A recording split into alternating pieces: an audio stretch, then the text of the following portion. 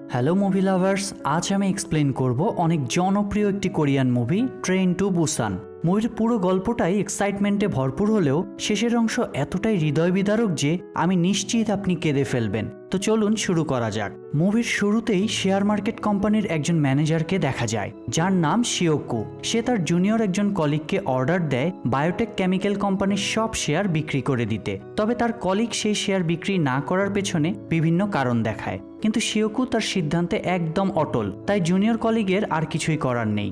যাই হোক, অফিস শেষে শিওকু তার মেয়ের জন্য একটা গিফট কিনে বাড়িতে ফিরতে থাকে। আসলে শিওকু ও তার স্ত্রীর ডিভোর্স হয়ে গিয়েছিল কয়েক মাস আগেই, তাই সে তার ছোট্ট মেয়েকে নিয়ে তার মায়ের সাথে একই বাড়িতে থাকতো।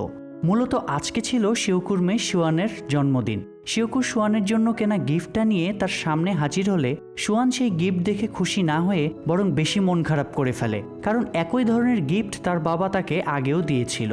যাই হোক, জন্মদিন উপলক্ষে সুয়ান তার বাবার কাছে বায়না ধরে সে তার মায়ের সাথে দেখা করতে যাবে এবং সেটা কালকেই যাবে। যেহেতু অফিসের কাজে শিওকু অনেক ব্যস্ত থাকতো, তাই সে তার মেয়েকে সময় দিতে পারত না, আর তাই সে তার মেয়ের জন্মদিনের আবদার রাখতে পরদিন বুসান শহরে সুয়ানকে তার মায়ের কাছে নিয়ে যেতে রাজি হয়। প্ল্যান অনুসারে পরদিন সকালেই সে তার মেয়েকে নিয়ে রওনা দেয় সিউল ট্রেন স্টেশনের দিকে। যাবার পথে তারা শহরে ঘটে চলা অদ্ভুত রকমের দুর্ঘটনা দেখার সম্মুখীন হয়। যাই হোক, স্টেশনে পৌঁছে তারা বাবা মেয়ে দুজনেই ট্রেনে উঠে নিজেদের আসনে বসে, কিন্তু ট্রেন স্টেশন ছেড়ে যাবার আগে ট্রেনের ভিতরে একটা মেয়ে দৌড়ে উঠে যায়, আর এটাই ছিল তাদের এই যাত্রার সবচেয়ে বড় দুঃস্বপ্ন। কারণ মেয়েটি কোনো এক কারণে তার পায়ে বেশ কিছু ক্ষত নিয়ে ট্রেনে উঠে পড়েছিল। এদিকে ট্রেন ছাড়ার কিছুক্ষণের মধ্যে শিউক ঘুমিয়ে পড়ে, তাই সুয়ান বাবাকে রেখে একাই বাথরুমে চলে যায়। আর এতক্ষণে পায়ে ক্ষত নিয়ে ট্রেনে উঠে যাওয়া মেয়েটা অসুস্থ হতে শুরু করে, আর তাকে সাহায্য করার জন্য সেখানে একজন ফিমেল অ্যাটেন্ডেন্ট আসে। কিন্তু অসুস্থ মেয়ে এতক্ষণে জম্বিতে পরিণত হয়ে যায়। ওই ফিমেল অ্যাটেন্ডেন্টের উপরে সে হামলা করে বসে, আর চোখের পলকেই ওই ফিমেল অ্যাটেন্ডেন্টও জম্বি হয়ে যায়। এভাবে 1 থেকে 2, 2 থেকে 4 হতে হতে পুরো বগিতে জম্বিতে পরিণত হতে থাকে। এদিকে শিওকু ঘুম থেকে উঠে তার মেয়েকে দেখতে না পেয়ে হন্য হয়ে খুঁজতে থাকে। এক পর্যায়ে বাথরুমের সামনে সুয়ানকে দেখতে পেয়ে সে জলদি তার মেয়েকে নিয়ে পালিয়ে আসতে থাকে পিছনের এক নিরাপদ বগিতে, আর তাদের পেছনে আসতে থাকে শত শত জম্বি। কিন্তু দরজা বন্ধ থাকায় জম্বিরা দরজা খুলে ভেতরে আসতে পারছিল না। তারা শুধু মানুষদের দেখে কাছের অপর পাশ থেকে চিৎকার করছিল। আর সেই বগিতে থাকা একজন গর্ভবতী মহিলা যার নাম শিয়ং, সে কাচের দরজায় পানি ছিটিয়ে সেখানে পত্রিকার কাগজ লাগিয়ে দেয় যাতে জম্বিরা দরজার এত বেশি ধাক্কাধাক্কি আর না করে। এখানে এই গর্ভবতী মহিলার স্বামীর নাম ছিল স্যাং হাও।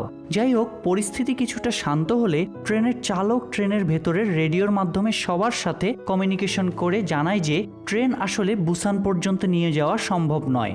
সারা দেশব্যাপী এমন ভয়াবহ পরিস্থিতির জন্য ট্রেন দিয়াগু স্টেশন পর্যন্ত যাবে, আর সেখানে অনেক আর্মি আছে, সুতরাং টেনশন করার কোনো কারণ নেই। তাই এখন তারা ট্রেন নিয়ে যেতে থাকে দিয়াগু স্টেশনের দিকে। কিন্তু পথিমধ্যে ইয়াংসুক নামের ট্রেনের এক যাত্রী কার সাথে যেন ফোনে কথা বলে জানতে পারে যে আসলে দিয়াগু স্টেশনে একদমই নিরাপদ নয়, আর এই কথোপকথন শিওকু শুনে ফেলে। তাই সে নিজেও তার একজন ক্লায়েন্টকে ফোন করে জানতে পারে যে সত্যিই সেই দিয়াগু স্টেশন নিরাপদ নেই। তখন শিওকু তাকে বলে, আমি তোমাকে দামি দামি অনেকগুলো শেয়ার ফ্রিতে দিব, আমাদের দিয়াগু স্টেশন থেকে নিরাপদে বের হতে সাহায্য করো প্লিজ। এই অফার পেয়ে শিওকুর ক্লায়েন্ট তাকে বলে, তুমি তাহলে মেইন গেট দিয়ে বের না হয়ে পূর্ব দিকের ছোট গেট দিয়ে বের হয়েও, আমি সেখান থেকে তোমাকে রিসিভ করব। এরপর লম্বা সফরের পর ট্রেন পৌঁছে যায় দিয়াগু স্টেশনে। যাত্রীরা ট্রেন থেকে নেমে দেখে স্টেশন পুরোটাই ফাঁকা পড়ে আছে। সবাই যে যার মতো মেইন গেট দিয়ে বের হতে থাকে, কিন্তু শিওকু তার মেয়েকে নিয়ে পূর্ব দিকের ছোট গেট দিয়ে বের হতে চায়। কিন্তু তখনই শিওকুর পেছন নেয় এক পাগল লোক, যে কিনা শিওকুর ফোনের সব কথাবার্তা শুনে ফেলেছিল। আর এখন রাস্তায় একজন আর্মি অফিসার আসতে থাকে তাদের দিকে। সাহায্যের আশায় সেই পাগল লোকটি ও শিওকু দৌড়ে যেতে থাকে আর্মি অফিসারের দিকে। কিন্তু তখনই তারা দেখতে পায় এক ভয়াবহ সিন, কারণ আর্মি অফিসারদের পেছনে ছিল আরো অনেকগুলো জম্বি আর্মি অফিসার ছুটে আসছে তাদেরকে ঘায়েল করতে। অপরদিকে মেইন গেট দিয়ে বের হতে যাত্রীদের উপর হাজার হাজার জম্বি হামলা করে দেয়। প্রাণপণে ছুটে বাঁচার চেষ্টা করতে থাকে সবাই, আবার অনেকে মারাও যায় এখানে। এদিকে সুয়ানের উপর এক জম্বি হামলা করে, ঠিক তখনই স্যাংহাও এসে সুয়ানকে বাঁচিয়ে নেয়। আর এই জম্বি হামলায় ট্রেনে তাদের সাথে থাকা একটা স্কুলের একদল বেসবল প্লেয়ারদের সাথে সবাই মারা যায়। শুধুমাত্র সেখানে ইয়াংগুক ও তার গার্লফ্রেন্ড জিন হি ছাড়া।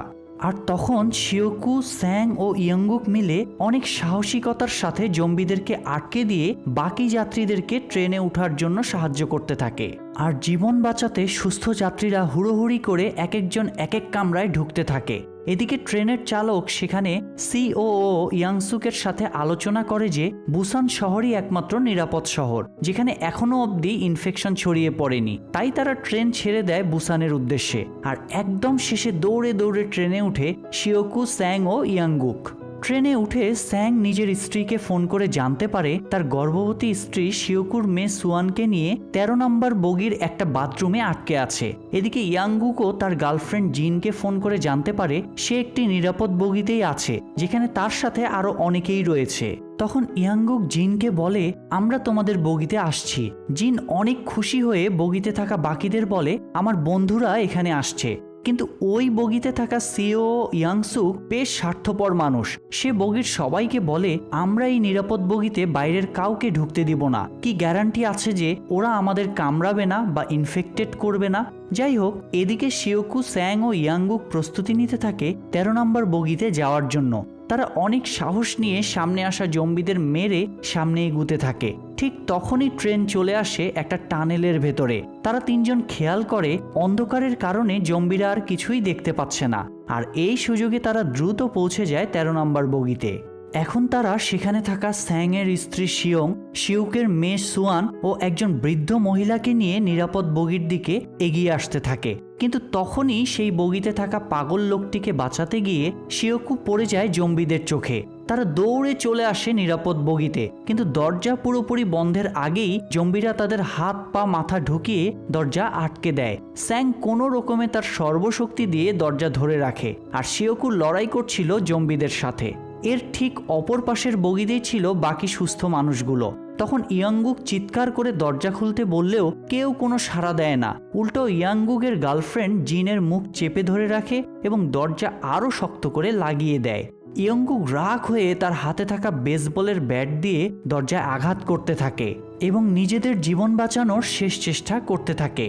এদিকে এতক্ষণে দরজা ধরে থাকা স্যাংকে এক জম্বি কামড়ে দেয়। তখন স্যাং তার স্ত্রীর চোখের সামনেই ধীরে ধীরে জম্বিতে পরিণত হতে থাকে। কিন্তু একদম শেষ মুহূর্তে ইয়াংগুক অন্য দরজাটি ভাঙতে পারলেও এতক্ষণে স্যাং এর ধরে থাকা সেই দরজা ভেঙে জম্বিরা তার উপর হামলা করে। কিন্তু স্যাং তার জীবনের শেষ শক্তি দিয়েও আটকাতে থাকে জম্বিদের, বাঁচিয়ে দেয় তার অনাগত সন্তান ও তার স্ত্রীর জীবন।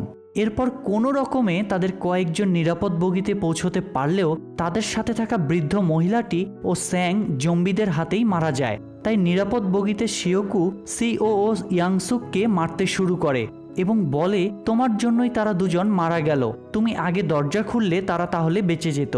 কিন্তু সিওও ইয়াংসুক বুদ্ধি খাটিয়ে বগির সবাইকে বলে এরা হয়তো ইনফেক্টেড, এদেরকে অন্য বগিতে পাঠিয়ে দাও, নয়তো এরা আমাদের সবাইকে মেরে ফেলবে।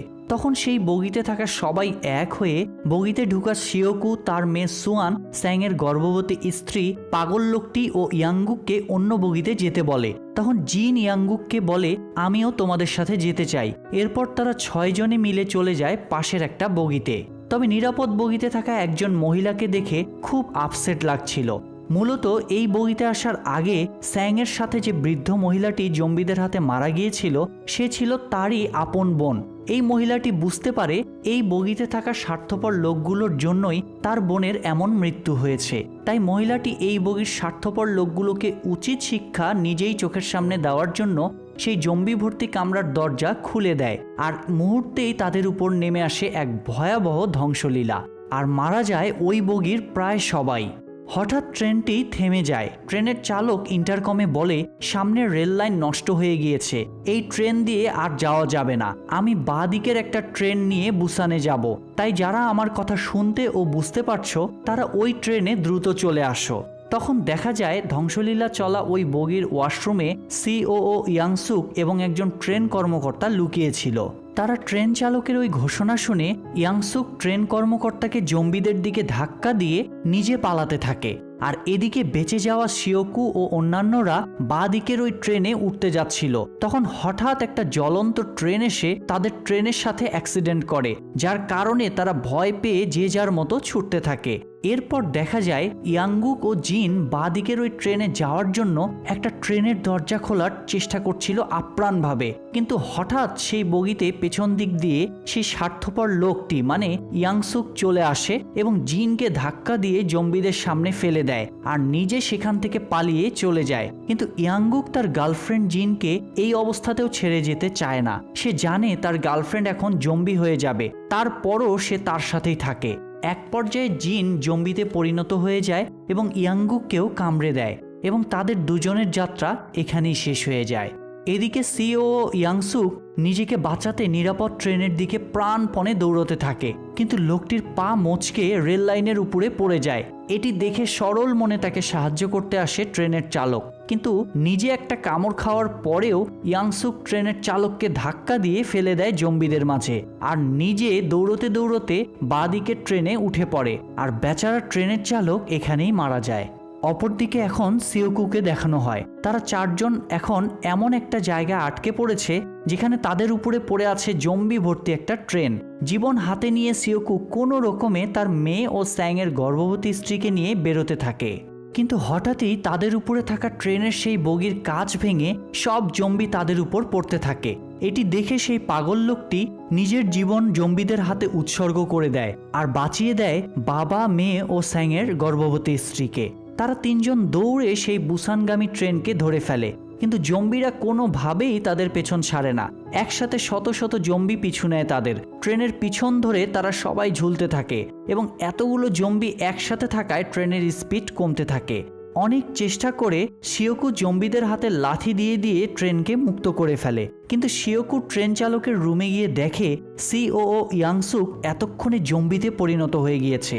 এরপর তার সাথে শিওকুর এক ভয়াবহ ফাইট হয়, তবে শেষমেশ শিওকু তাকে ট্রেন থেকে ফেলে দিতে সক্ষম হয়, কিন্তু সেই লোকটি পড়ে যাওয়ার আগে শিওকুর হাতে একটা কামড় দিয়ে গিয়েছিল। তাই হাতের কামড় দেখে শিওকু বুঝে যায় তার মেয়েকে ছেড়ে যাবার সময় হয়েছে তাই সে তার জ্ঞান থাকতে তার মেয়েকে আর স্যাংয়ের গর্ভবতী স্ত্রীকে ট্রেনের চালকের রুমে ঢুকিয়ে দেয়। ছোট্ট সুয়ান তার বাবাকে কোনোভাবেই ছাড়তে চায় না, চোখের পানিতে ভাসিয়ে হলেও তাকে সাথে রাখতে চায়, কিন্তু শিওকুর তো আর কোনো সময় নেই।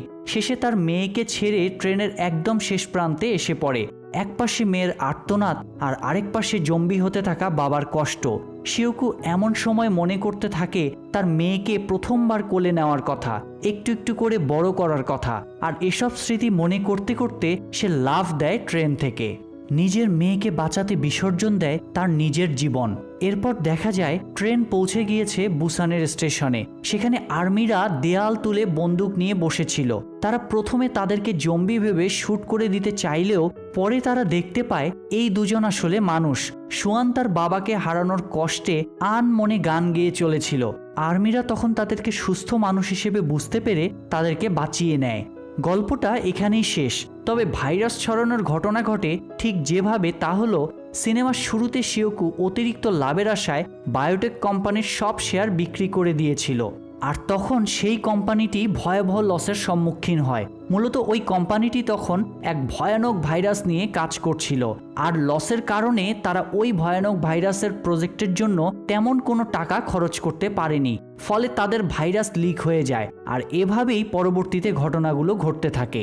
প্রিয় দর্শক, এই মুভিটি দেখে আমরা শিখতে পারি আমাদের অনেকের জীবন অনেক সময় কোনো ব্যক্তি বা প্রতিষ্ঠানের অবহেলার কারণে দুর্ঘটনার সম্মুখীন হয়। তাই এই মুভিটিতে এইরকম দুর্ঘটনার জন্য আপনি শিওকুর শেয়ার বিক্রিকে দায়ী করবেন নাকি কোম্পানির অবহেলাকে দায়ী করবেন, সেটা অবশ্যই কমেন্ট বক্সে জানাবেন। সেই সাথে পরবর্তী ভিডিও আসার আগ পর্যন্ত আপনারা আমাদের চ্যানেলের অন্য ভিডিওগুলো দেখতে পারেন এবং পরবর্তী ভিডিওর নোটিফিকেশন পাওয়ার জন্য সিনেপ্লেক্স 52 চ্যানেলটি সাবস্ক্রাইব করে বেল বাটনটি অল প্রেস করে রাখুন।